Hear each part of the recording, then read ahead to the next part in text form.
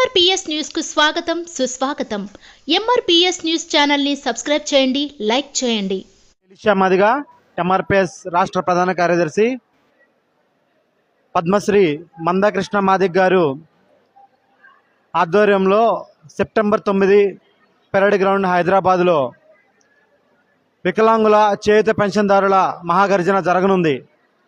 ఈ గర్జన యొక్క ముఖ్య ఉద్దేశం తెలంగాణ రాష్ట్రంలో ఉన్నటువంటి ప్రస్తుతం పెన్షన్లు తీసుకున్నటువంటి 45 లక్షల మందికి పెన్షన్లు పెంచాలని, అలాగే సుమారు 5-6 సంవత్సరాలుగా 15 లక్షల పైచిలకు చాలామందికి నూతన పెన్షన్లు రాయకుండా రాస్తానని, నూతన పెన్షన్లు ఇస్తానని హామీలు ఇస్తున్నటువంటి ప్రభుత్వంపై ఈ పెన్షన్ల పెంపునకు, నూతన పెన్షన్లు రాయాలనే ఒక మహాగర్జన లక్షలాది మందితో సెప్టెంబర్ 9వ తారీఖున జరగబోతుంది.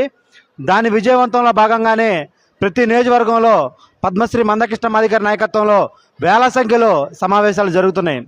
ఈరోజు చూసుకుంటే ముఖ్యమంత్రి వర్యులు రేవంత్ రెడ్డి గారు అధికారంలోకి రాకముందు, అధికారంలోకి రాగానే వృద్ధుల వితంతువుల పెన్షన్ని 2000 నుంచి 4000 చేస్తానని, వికలాంగుల పెన్షన్ నుంచి 4000 నుంచి 6000 చేస్తానని చెప్పి హామీ ఇచ్చి సుమారు 20 నెలలు గడుస్తున్నా కూడా ఈనాటికి పెంచుతానని కానీ, అలాగే నూతన పెన్షన్లు రాస్తానని కానీ మాట్లాడటం లేదు. కానీ ఆయన అధికారంలో రాకముందు తెలంగాణ రాష్ట్రానికి మిగులు బడ్జెట్ అని మాట్లాడి ఈరోజు అధికారంలోకి వచ్చిన తర్వాత బడ్జెట్ లేదని మాట్లాడుతున్నాడు. బడ్జెట్ లేదనేటువంటి రేవంత్ రెడ్డి గారు మొన్న అందగత్తెల పోటీలకు 100 కోట్లు ఎందుకు ఖర్చు పెట్టాలో చెప్పాలి. అలాగే చూసుకుంటే రైతు రుణమాఫీ కింద 20,000 కోట్ల రూపాయలు రుణమాఫీ చేశారు. అంటే భూస్వాములు ఉన్నటువంటి రైతులకు రుణమాఫీ చేసావు, కానీ ఈ సమాజంలో తినటానికి లేని వాళ్ళు, మధ్యతరగతి పేద వర్గాలు మాత్రమే పెన్షన్లు ప్రభుత్వాలు ఇచ్చేటువంటి పెన్షన్ల కోసం ఎదురు చూస్తూ ఉంటారు.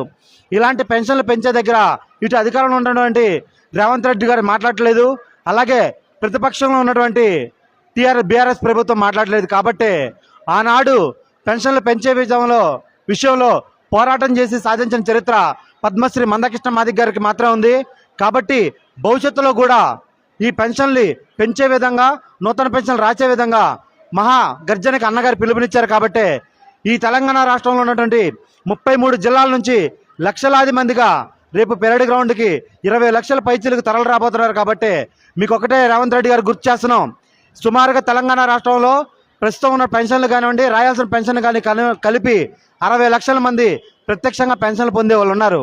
అలాగే కుటుంబానికి 3 వేసుకుంటే పెన్షన్ల మీద ఆధారపడి బతికే వాళ్ళు 1,80,00,000 మంది ఉన్నారు.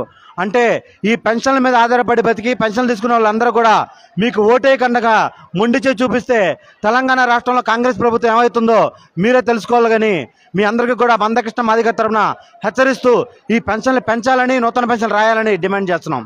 ధన్యవాదాలు.